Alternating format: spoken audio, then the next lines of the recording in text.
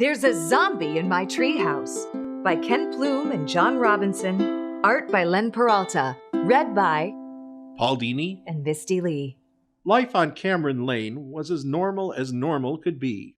There were normal houses and normal families and normal cars in normal garages with normal trees in all the normal yards.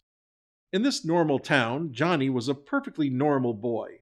You'd never guess there was anything particularly special about him, judging by his normal looks and normal demeanor. In fact, he was just a normal boy. What wasn't normal, however, was the tree in his yard. Well, not the tree, really. It was just a normal tree. It wasn't even the treehouse nestled in its lofty limbs. That was normal, too. On normal days, Johnny would come home after school and play in the treehouse.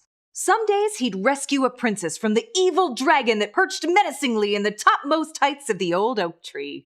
Other days, he'd vanquish the dread pirate lord, whose flagship just happened to look suspiciously like the shed in Old Man Johnson's yard. Sometimes he even managed to save the Ruby Galaxy from the monstrous Zorgo, when his mother didn't make him come in too early. There came a day, however, not that long ago, when Johnny found something abnormal in his normal life. It was the day that Johnny discovered a zombie in his treehouse. How was he supposed to play today, or any day? No matter how much he wanted to drive the burly bandits from Gruesome Gulch or defeat the Greyhand Ninja Clan, with the presence of this undead intruder, it certainly seemed like there was no way he'd ever be able to play in his treehouse again. Things went from bad to worse when that bully, Billy Davis, from down the street stopped him while he was walking home from school. "What's the matter?" Billy the bully asked. "Why aren't you playing in your stupid little treehouse?" "I can't go play in my treehouse," Johnny said. "There's a zombie in it." "There's no such thing as a zombie, you ninny," Billy said. "Well, if you think that, you can go tell him. He's right up in the treehouse. I bet he'd love to hear that he's not real, but I wouldn't do it if I were you. You'd have to be pretty stupid to do that." "You're stupid. I'll go tell your imaginary zombie whatever I want," Billy said with a sneer, then pushed Johnny out of the way. And up the ladder he went. And Johnny waited, but Billy the bully never came back down again. The next day, Johnny's sister interrupted him while he was sitting in the den. He was trying in vain to find something worth watching on television, unable to shake the feeling that the dread arch-pirate Ernie Black was now ruling the oceans in his absence.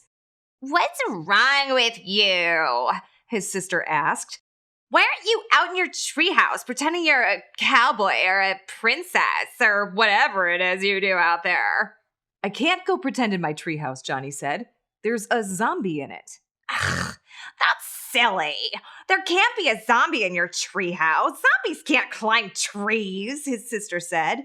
"Everybody knows that." "Well, everybody but this zombie, apparently, because he's up in the treehouse. You're more than welcome to go tell him he can't possibly be up there, but I wouldn't if I were you." "I think I will go tell him," his sister said, smirking. And up the ladder she went. And Johnny waited and waited, but his sister never came back down again. The next day, Johnny's mother came into his room while he was lying in his bed, wondering what he was going to do now that he didn't have a treehouse anymore. I mean, who would save the Queen of the Moon? "What's wrong, Johnny?" his mother asked. "Why aren't you up in your treehouse having an adventure as a secret agent or something?" "I can't go have any more adventures in my treehouse," Johnny said. "There's a zombie in it." "Now, dear, we've talked about this before. Zombies aren't real. They're legends. In reality, they're just people who think they've died and been brought back from the grave," his mother said. "They don't know any better. Perhaps it's just a confused person in your treehouse." "Well, the zombie in my treehouse definitely doesn't know any better, because he's real, and he's up there right now. It'd be great if someone could unconfuse him so he'd go away, but I wouldn't do it if I were you." "Oh, nonsense. I will go tell that poor deluded man right this instant," his mother said. And up the ladder she went. And Johnny waited and waited and waited, but his mother never came back down again. The next day, Johnny's father came into the kitchen while Johnny was sitting at the breakfast table, building the Great Pyramid out of cookies. "Johnny, why are you mopping around in here?" his father asked. "And have you seen your mother and sister?" Johnny sighed. "I'm in here because I can't go up in my treehouse and play. There's a zombie in it, and Mom and Sis went up to go take care of him." His father said. "Well, I hope they remember that it takes a nice strong blow to the head to stop a zombie. And really, if there's only one zombie, he should be easy enough to deal with. I'm surprised and a little disappointed you weren't able to solve this problem on your own." "Well, he seemed to be more than I could handle, Dad, because he's still up in the treehouse.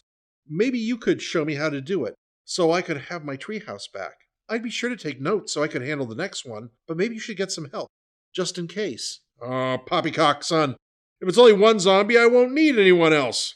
Dad'll show you how it's done straight away," his father said as he grabbed a sledgehammer. And up the ladder he went. And Johnny waited And waited and waited, and waited. but his father never came back down again. Johnny is still waiting for someone who can help him with his zombie problem. Because although it's nice to have the bully gone, and he does miss his mother and his father and his sister, mostly, he really misses his treehouse.